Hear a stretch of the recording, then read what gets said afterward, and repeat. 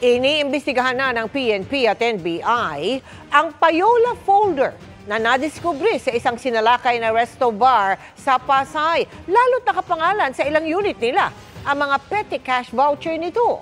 Mahigit 70 ang nasagip sa raid, kabilang ang ilang menor de edad. Nakatutok si Marisol Abduraman.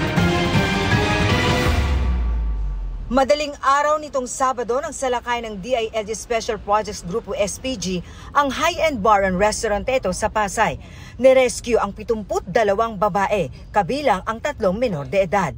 Arestado naman ang ilang customer at empleyado.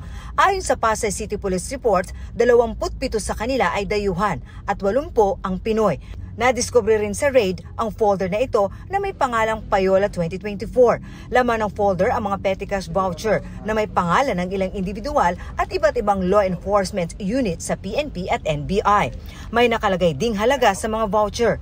Ayon sa PNP, hindi rin daw nila ito palalagpasin. Kailangan po natin kumalap ng mga ebidensya at kung meron po na nakakapanood ngayon na may information relative dito sa sinasabing payola ay makipag-ugnayan po kayo sa inyong pambansang pulisya. Definitely po ma'am, yung registered owners po nito, yung mga nagpapatakbo. I understand they already have some names but I have to wait for the official documents. Mag-iimbestiga rin ng NBI ayon sa direktor nito. Anya, mahirap magbase sa mga papel na nakuha sa bar at maaaring nagamit lang ang mga pangalan.